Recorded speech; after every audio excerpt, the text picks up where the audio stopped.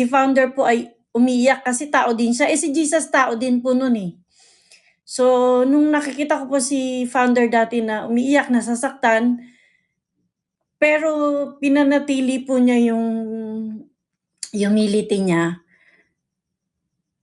Pinanatili niya yung hindi siya kumibo, hindi siya lalaban, hindi siya magmamalaki o hindi niya i-glorify yung sarili niya. Pero ngayon, tingnan niyo po, nasaan po ba ngayon si founder?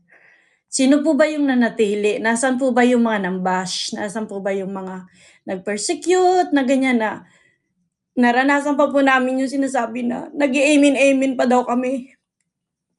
Pero mga ano naman daw, mga ganon. So, yung naano ko po yung humility na kailangan po talaga natin talaga na titingnan si Lord, si God, hindi sa ibang tao, hindi sa tao. Kasi kahit ano pong gawin nila, yung masasamang salita nila, salita lang yan. Importante po yung sasabihin ni Jesus, isasabihin ni God. Kasi ang gino-glorify naman po natin is si God, eh. Hindi po natin dito itinataas yung mga sarili natin. Hindi po natin itinataas si pastor, hindi po natin itinataas ang kung sino man dito po na may posisyon or whatever. Kasi ang tinataas lang po natin dito si Jesus. And the most important thing po, yung matanggap siya, ipasok siya sa puso.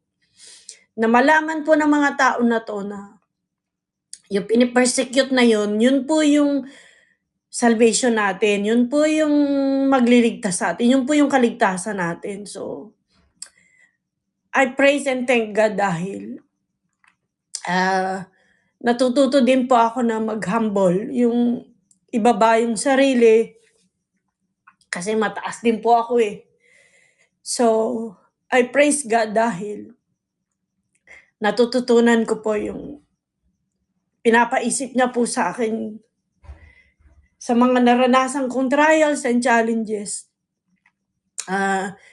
Tinuruan po niya akong maging humble, na magpakalugmok. Yan pong, alam niyo pong wala kang ipagmamalaki kahit ano, itataas mo lang talaga siya. So, yun po, maraming salamat Pastor dahil po sa message na to talagang nag-ano siya sa akin. Nakuha ko po talaga yung portion niya. Talagang,